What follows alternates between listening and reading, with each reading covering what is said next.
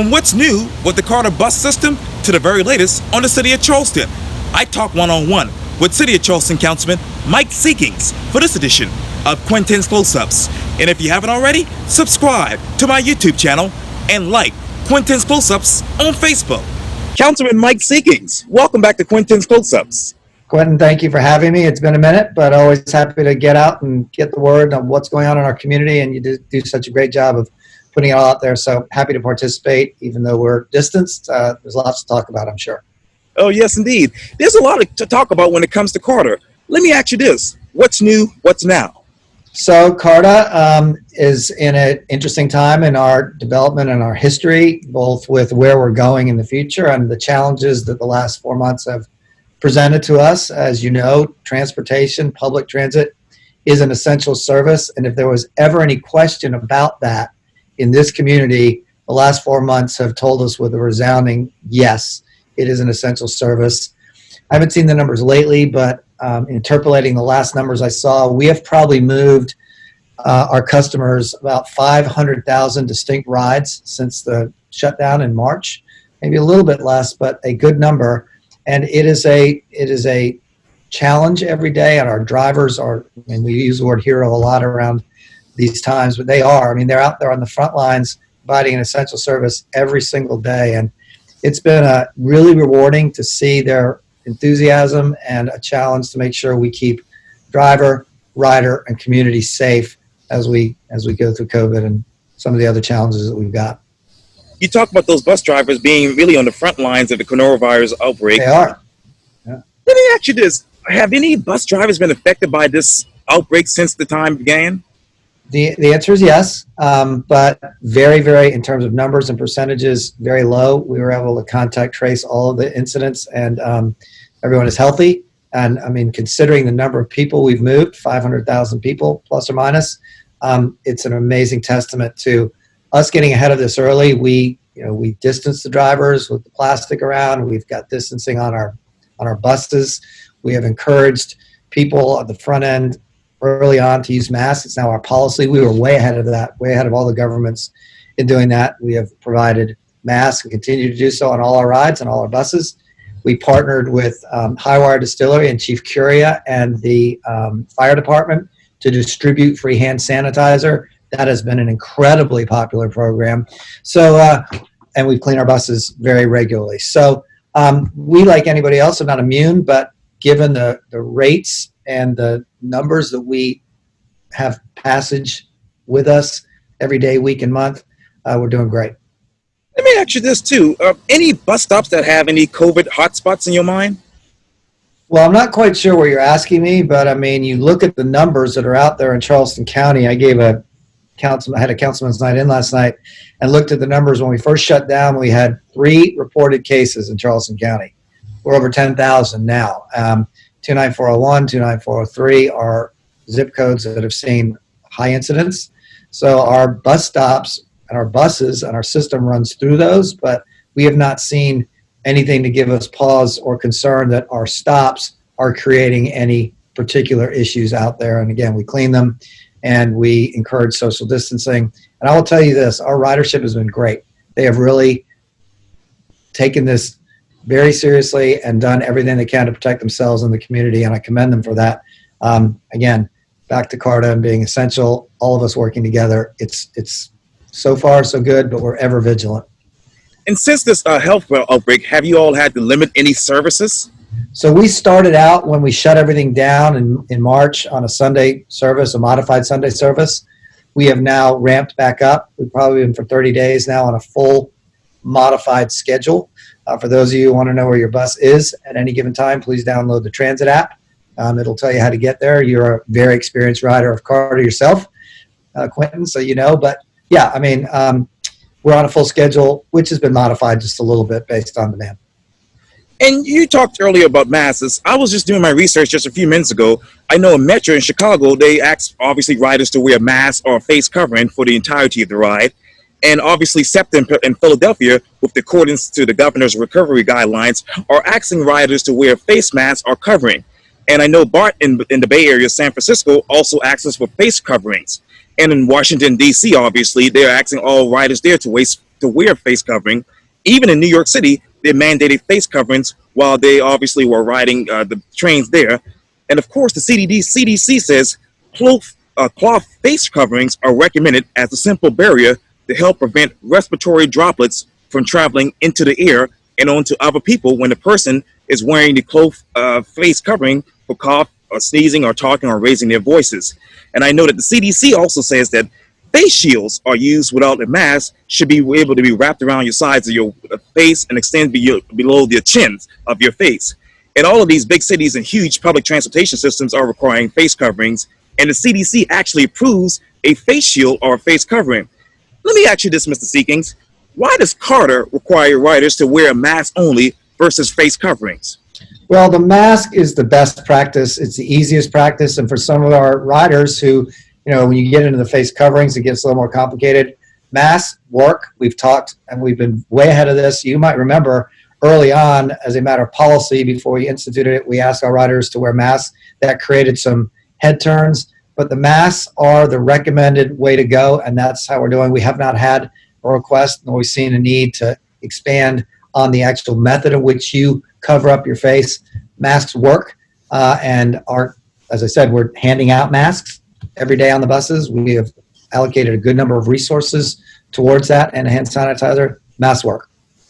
But should a face covering requirement be in place instead of mask requirement? Should it be? I'm not sure I really understand completely what the difference is, but masks at this point work and are working. Has ridership been down since this mask requirement began? No, I don't know. I mean, look, well, it's hard to tell. Let me step back on that. Ridership since March has been down. Look what's going on in our community. People are staying at home. They're not going to work. They're working from home. Tourism numbers have gone from millions to way less. So it naturally hit our ridership. But there has been no downturn in ridership during these times that we can see. In fact, there might actually be a pretty good uptick since the mask requirement. And again, even before the mask requirement, we had it as a guideline out there and people were complying. So masks have not slowed people from using the system that they need every day to get to work, to get to your grocery store, to get to where they need to be. It is just part of the requirement of making sure we at CARTA and our ridership, who we want to make sure is safe, do everything to make everybody else safe as well. But your own city council, Mr. Seekings, actually passed a face covering ordinance. Why didn't CARTA adopt that? Well, our face covering ordinance is complied with by wearing masks. It's a mask ordinance. So we are completely consistent, and CARTA led the charge on that. We did it actually before the city did it. And let me talk to you about the cities as far as we turn over to the city of Charleston. I know that obviously a $40 million budget shortfall is in place right now, with $12 million lost obviously in park revenue and $19 million in tourism. How is the city still functioning today? So switch over to my background now. Let's go to the city. So good question. And again, those were projections, and I want to make sure we put all of this in context and perspective. The numbers that you have seen are based on an already approved and generally funded 2020 budget. And the way that we collect revenues in the city of Charleston is, number one, property taxes. Those remain static. They actually, based on reassessment, may go up some. Then the next is business license fees, and those look backwards, not forwards. So our 2020 collections and revenues are based on 2019 numbers. Then next is parking, which is down a little bit, and then hospitality and tourism. So we have some challenges meeting our budget, but we are going to get there. The numbers, the spread between what we allocated in terms of a budget and where we are today isn't huge, but it's alarming because we need to make sure we manage it. But we are solvent. The challenge is going to be very clearly 2021, because businesses and their numbers are going to be going down. We are, as a city, absolutely tied into the success of our businesses when it comes to financing, police, fire, picking up your trash, all of those things. We need our businesses to succeed. 2021 is going to be our very challenging budget year because those business license fees tied into sales in our businesses across the city clearly are going to be down. I mean, we've already seen some dramatic numbers out of King Street, and we'll see it all across the city. So we're functioning. We're going to continue to provide the services that we need to. And look, there's challenges out there right now, right? With public safety, we've got a lot of conversations about allocating resource and how we do it. And never a time, probably more so than now, that we're going to have to really hunker down, get creative, and figure it all out. Would you be in favor of suspending parking fees for the foreseeable future to prevent losing more commercial or commerce traffic? No, is the short answer to that, and let me tell you why. At some point, you have to take a look at the way that the city runs and operates and how we finance police, fire, sanitation, and the like. And as I told you, number one is property taxes. We're doing okay there, although people don't like to pay them. I get that, and I'm with you. Two being the business license fees. Three is parking. It's part of our revenue stream. And if we cut out any parking fees, including in the parking garages, which by and large people use on a monthly basis, we're going to have to make that revenue up somewhere else. And the way we collect parking fees, it falls not just with the citizens of Charleston, but for people from other places. We're going to have to make up that revenue somewhere else on the backs of the citizens of Charleston. And I am not in favor of that. I mean, raising property taxes or business license fees is not the way to do it. We have to balance it. Do we need to have some flexibility and maybe adjust some hours? Yes, but blanket taking parking fees off the table going forward would be economically disastrous to us, and it may very well threaten our AAA bond rating, which that's something that nobody wants to see happen. So it's an economic reality. We don't love it, but it is sort of how we move forward. Now, let me ask you this. How do you incentivize commerce while people abide by the mass ordinance and regulations of the city of Charleston? That's a hard question for sure. I mean, the way you incentivize commerce is to have a healthy city. And the way to have a healthy city is to listen to the experts that are around you and put in place measures that will ensure we get out of this sooner rather than later. That's number one. Then we're going to have to sit down with the business community, and they're our customers right now, and our customers, citizens, and the business community are uneasy. They see some things that they'd like to see change, and one of the things that we're going to need to do is have a basic understanding of where we are, what's needed out there going forward, and work with the communities within our allocated resources to do it. And you can't use resources as an excuse, but it absolutely has to be part of the metric, because that's how we, in the end, I mean, let's look at public safety. Public safety, in the end, is all about policy, resource, strategy, and deployment and operations. The resource part of it is, going to be challenging. Our Team 9, which is our entertainment district police force, that is funded 100% from hospitality fees. Well, let's think about that going forward into 2021. Those monies were going to be significantly less than they have been in the past. We're going to have to make up that gap, right? So we've got some challenges, and I think everyone is aware of that. And I hope the people who watch this and think about where we're going in the future, just understand the metrics. They don't have to agree with everything we say or everything I say, but understand what our baseline is so we can have a conversation about what does change look like? How do we implement it against the backdrop of where we are today? Hiring freeze. How long should that hiring freeze continue in your mind? Well, for now, that's uncertain. I mean, we still do not know, I don't think anybody does, what the true economic impact of the last 4 months in the city of Charleston, in the county of Charleston, in the state of South Carolina, or in the United States is. And for us, at a city level, where we partner and rise and fall with the successes of our businesses, we're going to have to see where we are with all that. For now, we just can't expand our staff, and I suspect it will be in place for some period of time at a minimum. And again, this is just me talking. There's other people who are going to weigh in on this. At a minimum, until we figure out what our 2021 budget looks like and see what the revenues are going to be. I mean, budgets, because we're a cash flow based budget. Essentially, we got to know what our revenues are and then build expenses in behind it. And there's been a call to expend more resources with public safety. Some have said we should spend less, but more balanced resource allocation is important. So it's going to be hard work. But the hiring freeze at the city level, I think, is going to be in place for a while. How will the Charleston City Council balance a budget with a shortfall? Well, stay tuned. We're going to have, when we say shortfall, let's forget about the word shortfall. We've got the 2020. We're going to work through that, and we'll know where we are at the end of the year in terms of our revenues, actual versus predicted and budgeted. Same with our expenses. And we'll work through that. 2021, I don't know, is the answer. It doesn't mean that we don't have answers. There are going to be a number of different opinions about it. We're going to have to look at legitimate, fair, across the board revenue sources to fill in any gaps that we might have. Unfortunately, for those who live here and own property, it is a reassessment year. So property taxes will go up regardless of us having them go up.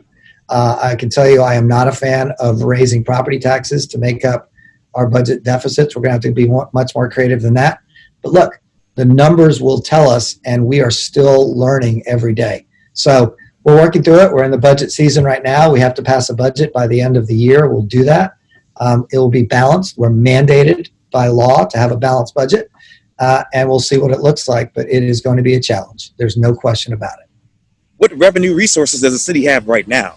Well, as we've talked now 2 or 3 times through this interview, the manner in which we collect monies to finance the city of Charleston to a budget of about $220 million for 2020 is as follows. Number 1, property taxes. Number 2, business license fees tied into the sales in our businesses across the city. Number 3 is enterprise funds, which is, among other things, parking. And we raise a good number of dollars through the parking revenue funds. And then we have hospitality and tourism, accommodations fees and hospitalities. Those bring, between the two of them, about $24 to $25 million in, so about 10% of our budget. Those are our current and available tools for big picture budgeting items on the revenue side. We have some other things that we can do. We collect fees for a number of things, and we're going to have to look at our fee structure. We just don't have that many available resources to fill in the gaps. It's interesting. And how much money did they raise for parking? Well, parking, I'd have to go back and look at our budget. I mean, our parking on our enterprise funds are upwards of about $20 million a year. It's that's 10% of our budget. And remember, that's a number of different things. That's not just meters on the street. By the way, quick trivia question for those who are out there wondering and watching: how many meters do you think we have in the city of Charleston? Just take a guess. You're a man out there walking around. I can't comment on that. You know that. Well, 1,702 meters in the entire city of Charleston. And that's one way we collect revenues, but not the only way, by the way. We've got parking garage revenues, which are a big part of our enterprise fund. And, again, this whole push to make all parking free, I don't think is realistic. I mean, we've rolled back some of the meter times. Don't necessarily love that either for a number of reasons, but it's great if we can convince people to come in the core of the city. There are some other things that people can do, but enterprise funds, our parking funds are just part and parcel of the way in which we operate here in the city of Charleston. And we want to be safe. We want to be clean. We want to give the best services we can for a value that people understand and recognize and agree with. And again, now you know what the sort of strata is of how we get our monies. It's challenging. Yes, sir. Has City Council ever asked all city departments to cut non-essential travel and looked into cost-cutting resources as far as each city department? So I don't believe that we at City Council have passed a mandate on non-essential travel. That by and large is a matter of administration of the city, which would come from the mayor's office and the departments. But I can assure people out there that we are not out there traveling unnecessarily for a number of reasons. It's not safe, it's expensive, and we don't have that kind of money. And I can tell you, we have really great department heads in the city. They are all very aware of budget constraints that are out there. They know it. And from what I've seen, we've already had some budget workshops. We have a budget committee. They are all really hunkering down and looking at this, because we want to make sure if you work for the city, we want to get paid. We want to keep your job. Those are essential. We've got to do that. And as you remember, we've never seen a challenge like this. But the economic downturns of 2009, 2010, we had some pretty big challenges back then, and we had to make some tough decisions when it came to the manner in which we spend money. But I can assure you one of the ways is not going to be sending people on trips. Let me turn to the John C. Calhoun statue. Reportedly, a company was selected to take down the Calhoun statue, the column, the plaques, and the lettering. Is that price tag near $100,000 in your mind? Well, in my mind, what I know, what I've been told is that the total cost to date is in the $135,000 range. And let me also ask you this. Did City Council have a say in which company would be selected to take down this statue, Mr. Seekins? No, we didn't. Why wasn't, in your mind, taxpayers given a chance to vote on this? Why weren't they? Well, my understanding of the way in which this was financed is $100,000 came from a private donation. The remainder is then within the discretionary budget of the executive branch of the city. So that's how it all worked. And when was the purchase order to bring a crane in taken down as far as the statue before council? Was it before council vote or after the council vote? Well, logic would tell you and me, I think, and anyone who was watching this, that it had to have been done beforehand because we voted and they were mobilized. Why wasn't this made public? Good question. Let me also ask you this. The city obviously has a $40 million budget shortfall right now. Why is this mayor taking down a statue with a budget shortfall like this? So again, there's some things that we as city council members are privy to, get to vote on and move forward and help set the policy of the city. And then there's some we leave to the executive branch by design. You got to govern, right? The mayor is a full-time employee who's got 1,800 employees, maybe a few less right now. We are individuals with no staff, no employees. And so the way we set things up is we want to be informed, we want to be involved, but there are certain discretionary matters that the mayor can pursue. And I think this is a question probably best posed to City Hall. Was this an emergency capital project? That's for debate, I think. I think it could have been a little bit more artful. Let me just say that. From sources telling me this came from emergency capital project. Was that the case? That's where I believe that the $30-some thousand that again, the $100,000 came from private donation. Private donations. And how much are Don't those? ask me who, because I don't know. Oh, you don't know? Okay. And let me turn to. Oh, this is what I want to ask. Will the removal of the John C. Calhoun statue, in your mind, hurt tourism in Charleston? I don't think in the end it'll have any positive. The answer is no. I don't think it'll hurt tourism.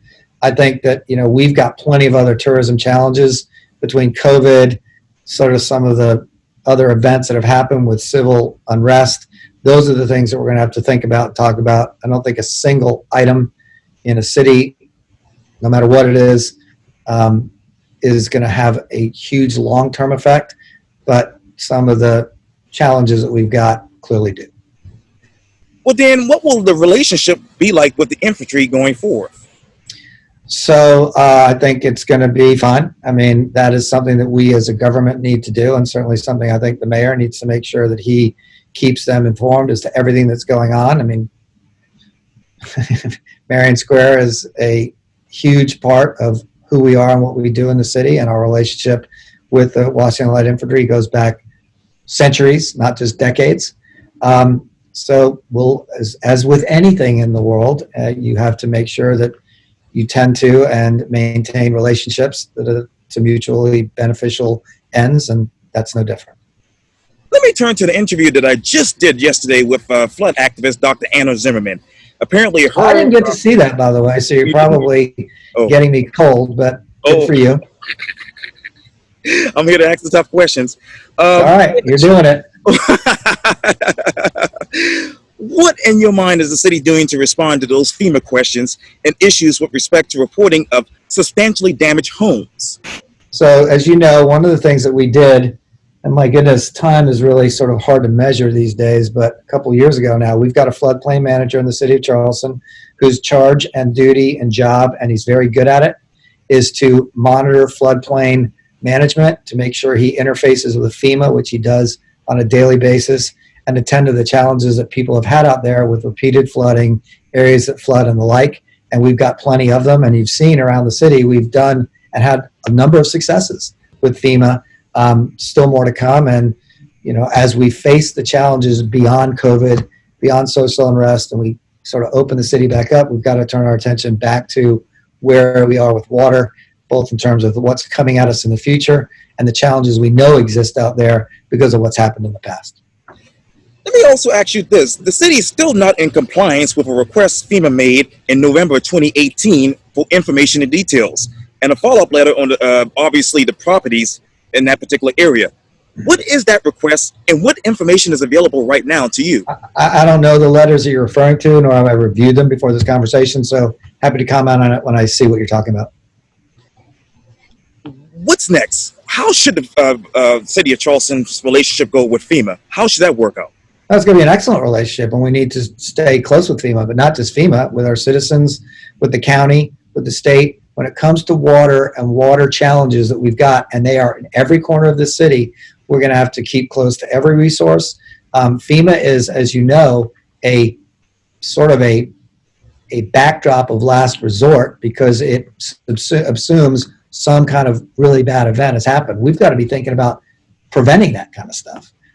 So FEMA, federal government, outside of FEMA, state, the county, all our resources are going to need to be employed and deployed to deal with water and water-related challenges. Let me go back over to the city's face covering ordinance. Obviously, that went into effect July 1st. Have the number of cases in the city of Charleston went down since that time? So we've been in effect for about a week and a half, and I haven't looked at the zip code breakdowns, but I've looked at the county breakdowns and the state breakdowns, and the numbers are what the numbers are. They're continuing to slightly increase with a couple of dips along the way. So I don't believe yet that we've seen that part of the many measures that have been taken both at the state and the local level to combat this. We haven't seen the effects positive yet, but I suspect if we can get people to comply, and I know people don't love it, but if you get people to comply and wear masks, we will see a dip in the numbers soon. You talked earlier about the civil unrest that happened obviously in May in downtown Charleston. Have you been able to listen to those 911 calls? Part of them. I was up there. I was in the middle of it all, so I saw pretty firsthand what was going on. What exactly did you do first as a councilman? So when we had the call that there was going to be a need to have an emergency meeting about the curfew on May 30th, it's part of that is my district, and I walked up to Calhoun and King Street. I actually took the call while I was there, sort of observing, trying to stay out of the way. I'm not a law enforcement officer, but I am someone who is very concerned about our community. And I took that call, and then I spent the rest of the night, I got home about 3:30 in that corridor. And let me turn over to what more of what those 911 calls do you want to hear? What more do you want to hear? Well, until I've heard them all, I can't answer that question, and I can't tell you as I sit here right now, I've listened to every one of them yet. I haven't. Have you been able to talk to any of the merchants on King Street? I've talked to probably every single one of them. And what measure will be in place next time if something, God forbid, like this happens? So, there's a lot to talk about May 30th, and we need to not just talk about it, we need to learn from it. I think there's a lot of lessons learned, not the least of which is we were underprepared and under-resourced for what happened. I don't think that's any secret to anybody. We need to move forward and probably partner better with our sister jurisdictions when it comes to the need for resources. There are some resources we just don't have, but we can use the county resources and other jurisdictions. Coordination, resources, being better prepared for what was, I certainly hope, a once-in-a-lifetime event, but we can't bank on that when it comes to the policy making of public safety. We need to make sure we're prepared for any eventuality, and that's one of them. As you know, there's been lots of talk about it. The merchants on King Street, the residents are uneasy. We still got boards up on windows and all that. We just have to make sure that we have public confidence based on metrics and based on plans going forward that we're prepared. And that falls on the people that we've asked to be the heads of our public safety, and I think that they are responding. Do you have confidence in those metrics and plans? I certainly have confidence in the metrics because I can see them and I know them. And I do think that we are making headway on putting in place some better backstops and policies to make sure that what happened on May 30th does not happen again. And look, this isn't all on the police force, by the way. This is on the citizens. What happened on King Street was shameful, absolutely shameful. Make no mistake about it, on every level. And the police, in the end, it was their responsibility, and we as a city, to make sure that we have some basic controls over civil unrest when it becomes violent, which it did. And we as a community did not have a shining moment that night, and we can never let that happen again. And you talked earlier about obviously better partnerships. What are the partnerships right now with the local agencies? Better. I mean, they're good. Look, they're good anyway. I don't think we've ever shied away from calling in help. I mean, of course, help if we need it. But just a better understanding, better staging of resources, knowing where those resources are. When I say resources, I'm not talking about just human force, but some of the other stuff that goes along with it, the hardware that it takes to stand up a force in the light of civil unrest. And we need to do that. And we need to make sure that people know that they're safe. I mean, I will tell you, my emails almost invariably start when it comes to this that I am feeling uneasy. I don't have this really great feeling that I'm safe. And if that's the case, we've got to change that. That is consumer confidence 101. Our number one job in the city is public safety. Now, do I have confidence that we can do that? I do. Am I going to rest on that confidence? Absolutely not. We're going to keep working at this every day. And we do. I mean, this is a full-time job for all of us. We're working hard at it. This is we're not election season anymore. We're in governing season. And we need to coalesce around what we've got, be together moving forward, and come up with good, sound policies that fit our resources, that have a strategy in place that's identifiable and explainable, and then go put operations in and be ready to go. And I think since May 30th, I am satisfied that we're making progress. And what sound policy would you present to City Council right now? Well, the sound policy I would be was like, I'm thinking it's coming, is we need to hear from our experts.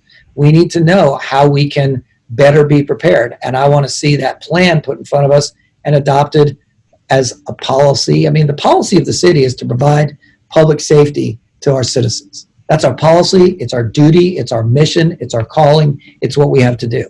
And the way we do it is through our professionals. And those professionals need to report to us that they have got the resources. That comes from us, budgeting, right? And the strategy, that comes from them, the mayor's office, and the policy setting forward. And then they report back to us on how operations are going. That's, to me, how the sort of system is set up. The low battery seawall. Obviously, it didn't receive funding during the current rounds of approvals. The city's application for the low battery seawall is still eligible for funding later this year, or could be resubmitted in 2021. What would that funding look like? Well, don't believe everything you read in the paper or partial parts of the paper. The low battery seawall is a project that's in phase 1 of 5 right now and is heading towards the end of phase 1. If you haven't gone down and run along there or walked along there, you ought to go see it. I did it last night. The sidewalks have been raised. The parklets have come out. It's formed up. It's almost done. It's almost complete along that way. We still have some road work to do. That project is funded through the first 3 phases already. I think what you're asking me about is the SIB application that was put in. So we did not, when we thought about the manner in which we were going to do the low battery seawall, which is, just for everybody's information, 4,800 linear feet, just sort of a mile from the Coast Guard station down to White Point Gardens. We had it blocked off to do it in phases. The first phase, which is an $11 million contract, $1 million of which, by the way, is paid by Charleston Water Systems, is funded and financed. And we have monies set aside for phases 2 and 3 already. Should we get some SIB money on top of it, it would be great. If not, we will continue to look to other sources of funding which we have available to us to complete the project. And I suspect you'll see that price tag come back a little bit. We've learned a ton about the conditions that are out there, what it takes to make these repairs and improvements, and those will be carried over into phases 2 through 5. Phases 2 and 3, how much money was set aside for those? Well, we've got $30 million. Each one is about 10, so full. We're ready to go. ready to go. And where do you want to look for resources for these other phases? Besides, Well, I mean, it'll be some of the same resources that we have looked to going forward. We have, by and large, funded this project through tourism and hospitality dollars, recognizing that those dollars are down this year, but we will see that turn back around in the next 2 or 3 years. And we have some other resources, stormwater fund and the like. It's an essential project. I mean, that wall is holding up the lower part of the battery, and it's failing. So we will find and work on anything we can, resources to do that. If the SIB comes through, fantastic. The application's out there. It would be great. By the way, that's a matching amount, so we still have to come up with the 30 million no matter what. So we got to work on it, but in the meantime, that project is ongoing and will not stop until it's completed. and let me also ask you this: with the COVID situation affecting the local economy so badly, how has it affected sales tax revenues that the city needs to fund projects? Well, I wish you'd ask me that question a little bit differently. Sales tax is not one of our forms of revenue directly. We don't have a direct city sales tax. County has a sales tax, right? What? Accommodation. We can talk about accommodation. Right, well, so accommodations and hospitality, it's hit it dramatically. And we won't know those numbers yet because those get collected at point and then sent on to us, and we've given a grace period for those monies to come in. So, but I will just tell you and tell any of your audience out there, the drop off in those numbers on hospitality, which is restaurants, and accommodation, which is hotels, from our expected $24 million of revenue to the city this year, or $25 million, is going to be significantly less. And how should a city fund these planned projects with diminished revenues? Well, again, we don't necessarily use hospitality and tourism monies for large-scale projects. Those monies are directed by state law to projects that are involved, that would affect in a positive way tourism-related activities. So again, we're going to have to manage it, and we will. We don't overextend ourselves. We're balanced. We don't operate off of credit. So working with the county, with their sales tax projections and with the property tax projections, and then when we see the numbers coming in, collections will be down. That's part of the deficit you asked me about earlier. Right. We will shrink that deficit. I have some confidence. Will we get rid of it? Probably not. So we'll have to think about where we can make some cuts. Mike Seekings, thank you so much for your time. And again, welcome back. Hopefully next time we can talk a little bit more, some good positive stuff. Look, we in the city are in a good position. We've got some challenges, but we are in a good position. You've got really responsible, both elected leaders, but more importantly, staffing out there that is committed to making sure this community succeeds and ultimately thrives. So hang in there with us, and anything that you all hear, see, let us know. We're only as good as what we hear back from your listening audience and our constituents. Thank you for your time on Quintin's Close-Up. Come back and see me. Thank you. You're welcome.